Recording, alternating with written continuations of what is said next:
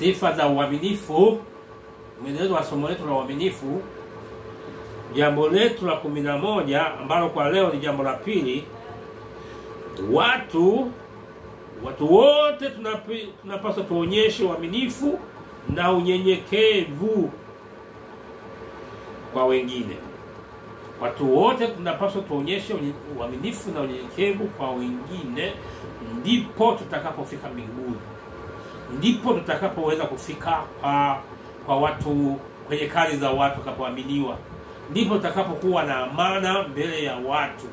Ndipo tutakapoongoza wengine, ndipo tutakapofundisha wengine, ndipo tutakapowabariki wengine, ndipo tutakapowainua wengine, kwa sababu na sisi ni wanyenyekevu na waaminifu. Katika kitabu cha Luka 16 mstari wa 12 Biblia inasema 16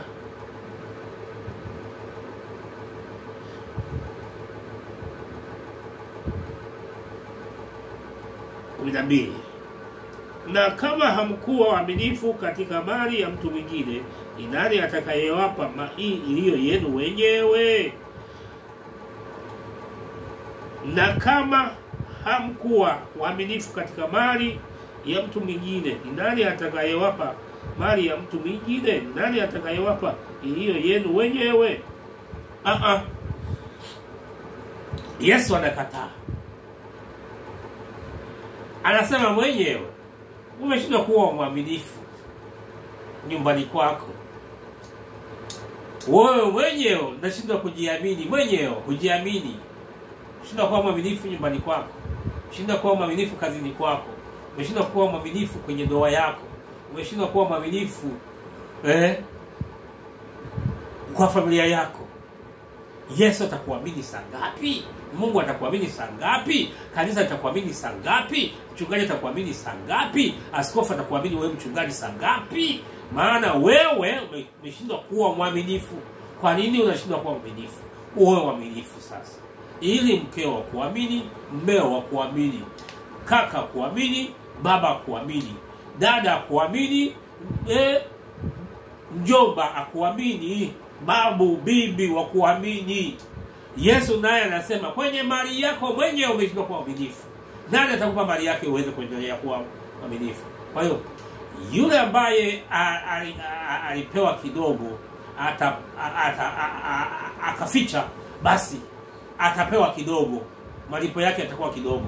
Kule nyuma tunaona kama miji 10 mtu alichukua, yule wa 5 alipewa 5 zingine. Mtu aliyekuwa nacho ataongezewa, na yule asiyekuwa nacho atanyang'anywa na kile alichonacho apewe mtu mwingine. Tunapaswa kuwa mwaminifu katika mambo yafuatayo. Tuwe waaminifu katika wokovu. Tuwe waaminifu katika wokovu tulioupokea kwa taabu na gharama kubwa ya mateso ya Yesu alipokufa msalabani, akafufuka na akapaa mbinguni. Tuwe waaminifu katika wokovu. Jambo la pili, tuwe waaminifu katika imani.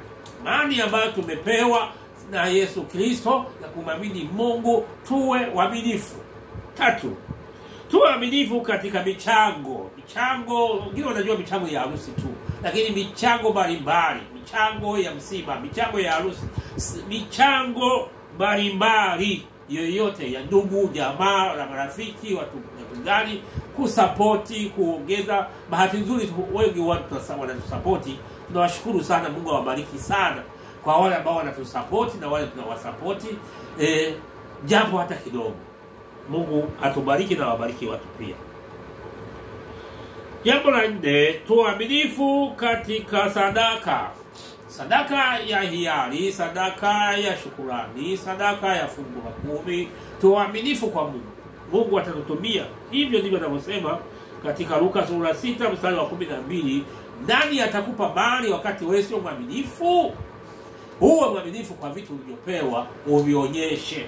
Katika Marko sura ya 12 mstari wa 30 hadi 32 anasema, mpende Bwana Mungu wako kwa moyo wako wote, roho yako yote, akili yako yote na nguvu zako zote. Maana yake fedha imo, nguvu imo, muda wako umo, roho yako imo, moyo wako umo.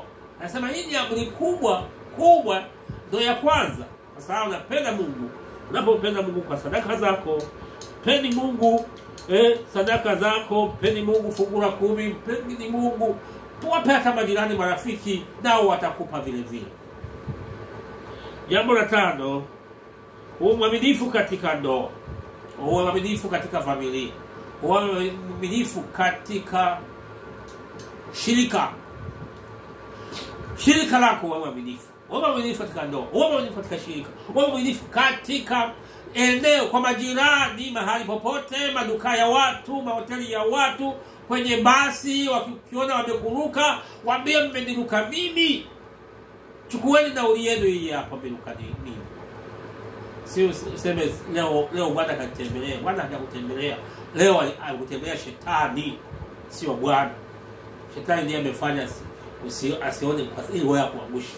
Kwa hiyo jitahidi sana kuwa mwaminifu katika ndoa na katika familia. Mwaminifu, uangalie unachoacha nyumbani kama kinatosha, na kama hakitoshi ongeza. Waongezee ili na wao wapate kula kama wao wanapokula.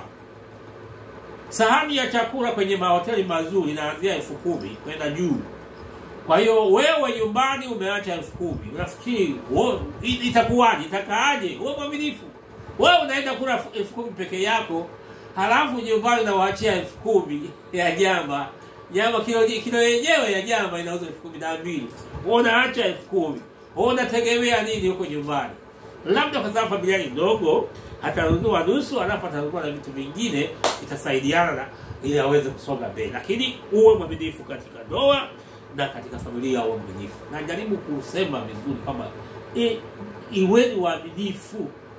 Leo siko nafundisha swala ndoa, lakini niko nasema katika mambo haya ya wokovu, ya imani, ya michango, fungu la 10, sadaka, shukrani, uwe mwaminifu kwenye ndoa, uwe mwaminifu kwenye familia, uwe mwaminifu. Ndio. La 6, Biblia inasema uwe mwaminifu katika ujana.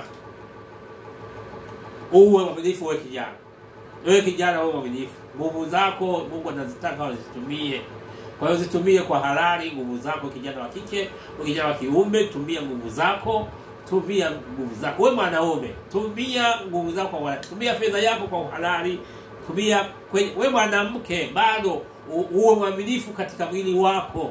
Usijione ni mzuri, ujue huo uzuri Bwana amekupa ili mume wako ndio ufaidi wa uzuri, sio shetani ufaidi, sio wapita njia ufaidi, sio watu wengine ufaidi. Lakini nataka nikueleze kitu. Na kueleza kitu, uwe mwaminifu katika rika yako yoyote ulionayo, uwe mwaminifu. Usiwe na visingizio kwamba hivi au vile au vile au vile. Mwisho kabisa, la 7, uwe mwaminifu kazini kwako. Kazini kwako, kanisani kwako. Kazini kwako, kanisani kwako, kwenye shirika lako, kwenye mfukoni mwako, akilini mwako, kwenye kichwa chako, uwe mwaminifu. Hivyo basi Yesu anakuja atakuchukua pesa. Je, uko tayari? Karibu Teta. Leo tuna ibada saa 10 jioni hadi saa 12. Karibu sana. Mungu akubariki. Nikutakie siku njema. Amina.